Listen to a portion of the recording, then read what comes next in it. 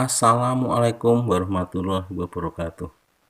Halo, bertemu lagi dengan saya, Pak Marjono, dalam pelajaran Bahasa Indonesia.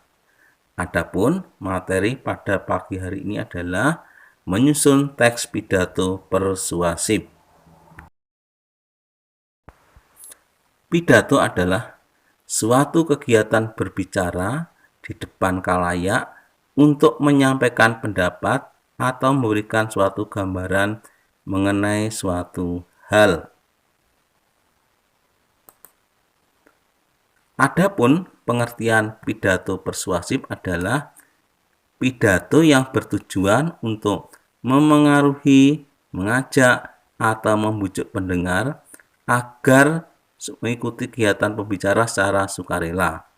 Reaksi yang diharapkan adalah membangkitkan emosi agar pendengar menyetujui atau meyakini dan mungkin membangkitkan timbulnya tindakan tertentu dari pendengarnya. Perhatikan bagan teks pidato persuasif berikut. Teks pidato persuasif mempunyai 3 bagian, yaitu pembukaan, isi pidato, dan bagian penutup. Adapun pada bagian pembukaan meliputi salam pembuka, sapaan hormat, ucapan syukur. Kemudian bagian isi berisi pendapat, alasan, data-data pendukung, serta pesan, imbauan atau ajakan. Pada bagian penutup berisi harapan, permohonan maaf, dan ucapan terima kasih. Sebelum menyusun pidato, biasanya kita awali dengan menyusun kerangkanya terlebih dahulu. Adapun kerangka pidato berisi A. Salam pembuka. Salam pembuka ini berupa 1. Ucapan salam, 2. Sapaan kepada orang yang hadir dalam acara tersebut, dimulai dari yang paling tinggi kedudukannya. B. Bagian pendahuluan. Pada bagian pendahuluan berisi 1.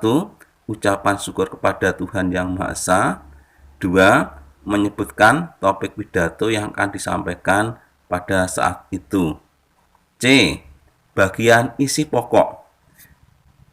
Isi pokok harus 1. Memiliki kesesuaian dengan kegiatan. 2. Isi pokok harus bersifat menggugah serta dapat bermanfaat bagi pendengar. 3. Isi pokok itu harus benar, objektif, dan jelas. 4. Isi pokok itu tidak menimbulkan adanya pertentangan. 5. Isi pokok itu harus disampaikan dengan bahasa yang mudah dipahami oleh pendengar. D. Simpulan. Berisi kesimpulan dari inti pidato. E. Harapan-harapan. Berisi dampak positif yang diharapkan akan terjadi pada pendengar setelah mendengarkan pidato. F. Penutup. Berisi ucapan terima kasih, permintaan maaf, dan salam penutup. Perhatikan contoh teks pidato berikut. Assalamualaikum warahmatullahi wabarakatuh. Yang terhormat Bapak Kepala Sekolah SMP Negeri 1 Kendal. Yang saya hormati Bapak Ibu Guru serta teman-teman yang saya cintai. Marilah kita bersama-sama bersyukur kepada Allah Subhanahu wa Ta'ala karena atas berkat dan karunia-Nya kita dapat berkumpul dalam keadaan sehat walafiat pada hari yang cerah ini. Hadirin yang saya hormati, pandemi virus corona saat ini sudah mulai melanda hampir di seluruh penjuru dunia. Virus corona merupakan virus jenis baru dari coronavirus yang menular ke manusia. Virus ini ditemukan di kota Wuhan, Cina, akhir Desember 2019. Virus ini bisa menyebabkan infeksi sistem pernafasan manusia. Biasanya, gejala manusia yang terkena virus corona, yakni mengalami demam, batuk, dan sesak nafas. Cepatnya penyebaran virus ini membuat masyarakat semakin khawatir dan cemas karena jumlah korban yang terpapar semakin hari semakin meningkat. Dilansir dari tribunsteel.com, kasus COVID-19 di seluruh dunia pada hari Sabtu, tanggal 26 Desember 2020, yakni mencapai 80.185.379 kasus. Sementara kematian akibat COVID-19 kini berjumlah 1.756.813 jiwa. Selain itu, pandemi corona ini juga mempengaruhi beberapa sektor kehidupan manusia, misalnya melemahnya perekonomian, proses pembelajaran di semua jenjang pendidikan, dan berbagai faktor lainnya yang mengalami perubahan dalam pola kerjanya.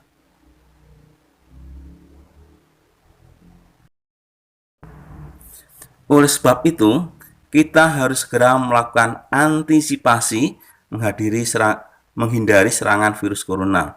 Sebab fenomena ini diperkirakan akan terus bertambah jika pola hidup masyarakat tidak disiplin dalam melaksanakan protokol kesehatan dengan baik.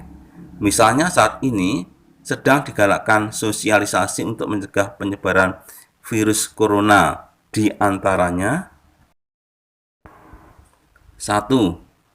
Mulai dari menggunakan masker bila beraktivitas di luar rumah. 2. Menghindari bepergian jauh.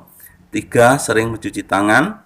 4. Menghindari kerumunan orang dan jaga jarak. 5. Menjaga pola makan dan mengkonsumsi makanan sehat. Karena menurut saya, virus corona ini walaupun dapat mematikan, namun juga dapat diantisipasi serta disembuhkan. Jadi mulai sekarang, pemberian sanksi sosial perlu diterapkan agar memberikan efek jera.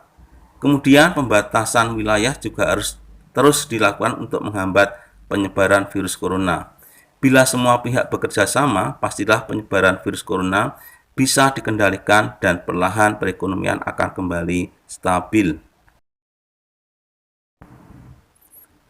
Mari bersama kita cegah penyebaran virus corona dengan melaksanakan protokol kesehatan, menjaga pola hidup sehat demi imunitas tubuh yang kuat. Demikian pidato yang dapat saya sampaikan. Mohon maaf atas segala kekurangan. Sekian, wassalamualaikum warahmatullahi wabarakatuh.